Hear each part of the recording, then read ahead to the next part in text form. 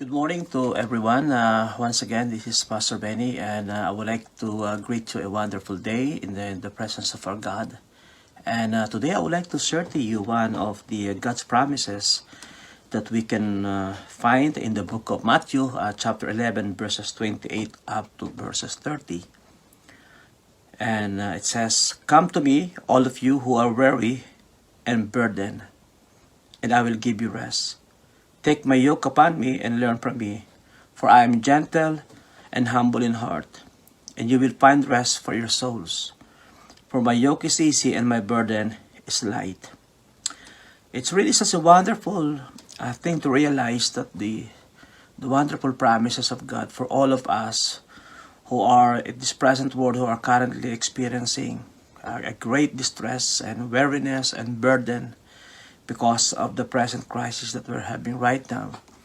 And going back to the promises of the Lord, more than 2,000 years ago, God has promised that one day in this present world, we're going to experience this.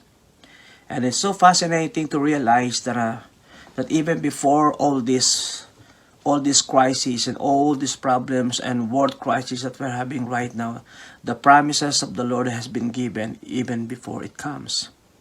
And because of the great knowledge of God, and because of the omniscience and the omnipresence and the omnipotent power of God, He actually prepared the solutions for whatever kind of situations that we're having right now. And it clearly says that for those who are heavily and weary and burdened right now, God has a promise for you right now, wherever you are right now. I think a lot of people, whether you got everything that you need or everything that concerns you right now, whether in terms of the health crisis and because of these pandemic situations that we are suffering right now, the promises of the Lord stands in our midst today. And the promise of the Lord is so clear, and it says, "I will give you rest." Si Lord ay meron isang pangako, kapahingahan. God has given and a promise rest and a promise kind of calmness in the midst of the storms, in the midst of heaviness and being burdened in everything that you are having right now. And having a look at the promise of Matthew 11:28, there's a one key. The one key that God is giving on this one is, the first thing we have to do is take the yoke of God upon us and learn from me. Learn from God. For I'm gentle and humble in heart, and you will find rest. Mga kapatid, the only way that we can find rest and we can find security in all these troubles we're having right now, the first one we have to do is to take the yoke of God upon us. For some people, maybe you don't have any idea what yoke means or what the yoke looks like. It is like a wooden carve that basically it connects and made a unions between two buffalo or two horses or two donkey, that you have to put it in a cart that will be carried by these two buffaloes. The meaning for this is meaning to say that God will be on the other side of the yoke with us. He must be our helper. He must be the one who's gonna go with us in whatever kind of hard labor, whatever kind of situations that we are in.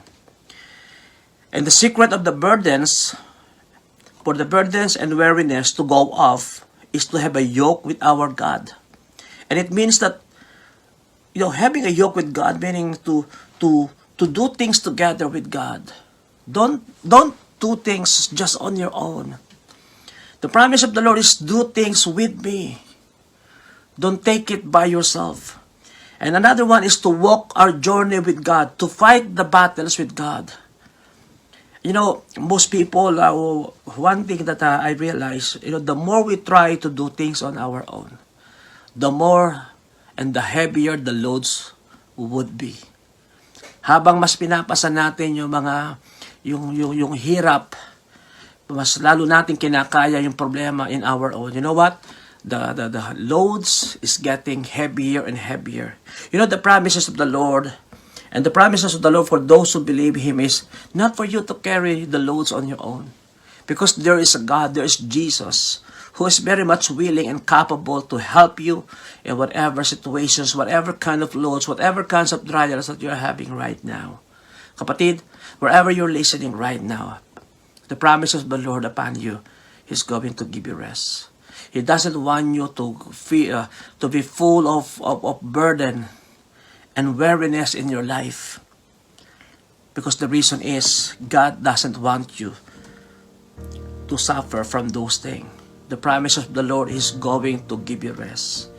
Maybe right now, as you listen to these wonderful promises of the Lord, maybe you are in a deep situations, you are in difficult situations right now, and it seems that you cannot carry on anymore, that you cannot move on anymore, because you've got no more enough strength left in you.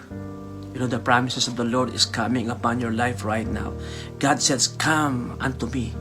Come unto me. Come towards me, and I'm going to give you rest. And the invitations of God are not for the strong.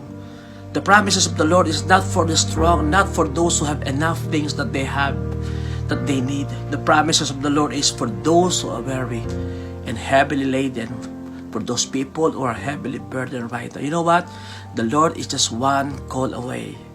You know, the promises of the Lord and the presence of God is just one prayer away in your life right now. Kapatid, my beloved brethren and friends, if you are listening to this message right now, there's a great invitation that comes from the Lord. And that invitations God is telling you to you right now. Come. Let's come to the Lord.